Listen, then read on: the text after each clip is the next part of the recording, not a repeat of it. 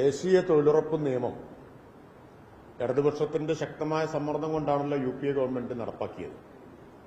ആ ദേശീയ തൊഴിലുറപ്പ് നിയമം അട്ടിമറിച്ച് മഹാത്മാഗാന്ധിയുടെ പേരും വെട്ടി VBG റാംജി നിയമം പാസാക്കി നേരെ പ്രിയങ്ക ഗാന്ധി പോയത് നരേന്ദ്രമോദിയുടെ കൂടെ ചായ കുടിക്കാനാണ്. അത് പറഞ്ഞ എന്റെ നടപടിയാണോ വില കുറഞ്ഞത്, അതോ ചായ കുടിക്കാൻ പോയതാണോ എന്ന് ജനം തീരുമാനിക്കട്ടെ. ഏതാണ് വില കുറഞ്ഞത് എന്ന്. ഞാൻ പറഞ്ഞത് വില കുറഞ്ഞതാണെങ്കിൽ ചെയ്തത് അതിനേക്കാൾ വില കുറഞ്ഞ കാര്യമാണല്ലോ. നോക്കൂ, നമുക്കാർക്കെങ്കിലും സങ്കല്പിക്കാൻ കഴിയൂ ഒരു ശക്തമായിട്ട് എതിർക്കുന്ന ഒരു കാര്യം പാസാക്കി ഉടനെ ചായ കുടിച്ച് ആ എതിർപ്പ് അല്ലെങ്കിൽ ആ നടപടി ആഘോഷിക്കുന്നത് ആർക്കെങ്കിലും സങ്കല്പിക്കാൻ പറ്റുന്ന കാര്യമാണ്. അപ്പൊ ഇതിൽ നിന്ന് തന്നെ മനസ്സിലാവുന്ന കാര്യം എന്താ? തൊഴിലുറപ്പ് പദ്ധതി അട്ടിമറിക്കുന്നതിന് ഇവർ ഒപ്പമായിരുന്നു എന്നുള്ളതാണ്. ഞാനുള്ള കാര്യമേ പറഞ്ഞിട്ടുള്ളൂ. ശ്രീ VD സതീശൻ ബഹുമാനായ മന്ത്രി ശിവൻകുട്ടിയെ കുറിച്ച് പറഞ്ഞ വാക്കുകൾ ഏതെങ്കിലും ഞാൻ ഉപയോഗിച്ചിട്ടില്ലല്ലോ. പിന്നെ ചിത്രത്തിന്റെ കാര്യം പറഞ്ഞു. ഇതൊരു ചിത്രമാണ്. പ്രിയങ്ക ഗാന്ധിയും മോദിയും കൂടി ഒരുമിച്ചിരുന്ന് ചായ കുടിക്കുന്ന ഒരു ചിത്രമുണ്ട്. പല ചിത്രങ്ങളും കാണുമല്ലോ. പിന്നെ രാഹുൽ ഗാന്ധിയുടെ കൂടെ ഞാനുമുള്ള ചിത്രങ്ങളാണ് കൂടുതലുള്ളത്. അനുരാഗ് താക്കൂറും രാഹുൽ ഗാന്ധിയും ഞാനും ഒക്കെ ഒരേ കാലത്ത് ലോക്സഭയിൽ അംഗങ്ങളായിരുന്നു. സൗഹൃദം ഉണ്ടാവും, ഫോട്ടോ ഉണ്ടാവും. രാഹുൽ ഗാന്ധിയുടെ കൂടെ ഉണ്ട്. അത് ഞാൻ ഫേസ്ബുക്കിൽ ഇട്ടിട്ടുണ്ട് കേട്ടോ. അന്ന് ഏറ്റവും കൂടുതൽ എന്നെ ചീത്ത വിളിച്ചത് സംഘപരിവാറുകാരാണ്. അതിൽ KC വേണുഗോപാലൊക്കെയുള്ള ചിത്രങ്ങളുണ്ട്. ഇപ്പൊ ഗോൾവാൾക്കറുടെ ചിത്രത്തിന്റെ മുമ്പിൽ പോയി നിലവിളക്ക് കൊളുത്തി വണങ്ങിയ പ്രതിപക്ഷ നേതാവിന്റെ കൂടെയുള്ള ചിത്രമില്ലേ? ചിത്രം എടുക്കുമ്പോൾ ഇദ്ദേഹം ഗോൾവാൾക്കറുടെ ചിത്രത്തിന്റെ മുമ്പിൽ നിലവിളക്ക് കൊളുത്തിയ ആളാണ്, ഞാൻ എടുക്കില്ല എന്ന് പറയാൻ പറ്റും? അത് വേറെയല്ലേ?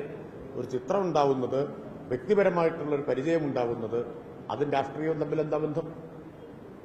അങ്ങനെയാണോ? പ്രതിപക്ഷത്തുള്ള അംഗങ്ങളൊക്കെ ഇട്ട് രാഷ്ട്രീയമായിട്ടുള്ള അഭിപ്രായ വ്യത്യാസമുണ്ട് എന്നതുകൊണ്ട് വ്യക്തിപരമായിട്ട് അഭിപ്രായ വ്യത്യാസം വെച്ച് പുലർത്തലാണോ?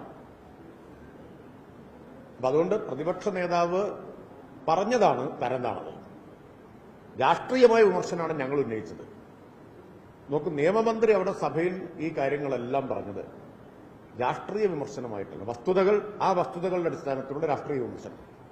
ആ രാഷ്ട്രീയ വിമർശനം നടക്കുമ്പോൾ പ്രതിപക്ഷ നേതാവ് ഞാൻ മാവിലായിക്കാരനാണ് എന്ന മട്ടിൽ അവിടെ ഇരിക്കുകയല്ലേ സഭയിൽ? ചെവിയിൽ ഇതും വെച്ചുകൊണ്ട് അവിടെ ഇരിക്കുകയാണ്. അവിടെ ഒരു അക്ഷരം പറയാതിരിക്കുക, എന്നിട്ട് ഇവിടെ വന്നിട്ട് വ്യക്തിപരമായിട്ടുള്ള ആക്ഷേപങ്ങൾ പറയുക.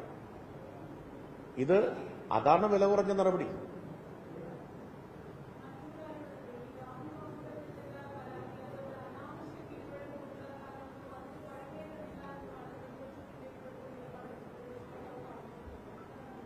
പ്രതിപക്ഷ നേതാവല്ലേ ഇത്രയും കാലം അവകാശപ്പെട്ടത്? ഒരു പരാതി പോലും ഇല്ലാതെ ഞങ്ങൾ നടപടിയെടുത്തുന്നല്ലേ? ഇപ്പൊ പരാതി പ്രളയം വന്നില്ലേ? അല്ല, പരാതി പോലും ഇല്ലാതെ നടപടിയെടുത്തു എന്ന് പ്രതിപക്ഷ നേതാവ് മേനി പറഞ്ഞതാണ്. പിന്നെ എന്തിനാണിപ്പോ മറിച്ചൊരു നിലപാടെടുക്കുന്നതിന്റെ താല്പര്യം എന്താ താല്പര്യം? പ്രതിപക്ഷം രാഷ്ട്രീയമായിട്ട് അങ്ങേയറ്റം പ്രതിരോധത്തിലാണ്. ഈ വസ്തുതകൾ പുറത്തുവരുമെന്ന ഭയമാണ് നിയമസഭയിൽ ചർച്ചയ്ക്ക് വരാൻ തയ്യാറാവാത്തത്. ഇന്നും അടിയന്തര പ്രമേയത്തിന് നോട്ടീസില്ലല്ലോ.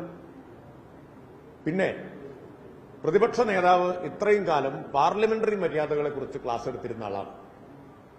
ക്രിയാത്മക പ്രതിപക്ഷം, കൺസ്ട്രക്റ്റീവ് ഓപ്പോസിഷൻ എന്നതിനെ പോലെയല്ല. അതെ, അതിനു മുമ്പുള്ള പ്രതിപക്ഷത്തെ പോലെയല്ല. പാർലമെന്ററി മര്യാദകൾ എങ്ങനെയായിരിക്കണം എന്ന് ക്ലാസ് എടുക്കുകയും അത് ലംഘിച്ചു എന്ന് പറഞ്ഞ് എല്ലാവരെയും ആക്ഷേപിക്കുകയും ചെയ്തുകൊണ്ടിരുന്ന ആളാണ്. ഇന്ന് നമ്മൾ കണ്ടത് പ്രതിപക്ഷ നേതാവിന്റെ തിരക്കഥ നിയമസഭയിൽ പ്രതിപക്ഷാംഗങ്ങൾ അവതരിപ്പിക്കുന്നതാണ്. അദ്ദേഹം അതെല്ലാം കണ്ട് ചിരിച്ച് രസിച്ചിരിക്കുന്നത് നമ്മൾ കണ്ടതാണല്ലോ. ഇതാണ് പ്രതിപക്ഷ നേതാവ്. ഒന്ന് പറയും, നേർ വിപരീതമായിട്ട് പ്രവർത്തിക്കും. അദ്ദേഹം പ്രവർത്തിക്കും. അതെ, അത് ഒരു മടിയില്ലാതെ പറയുകയും ചെയ്യും. ബഹുമാനായി തിരിച്ചും പറയും.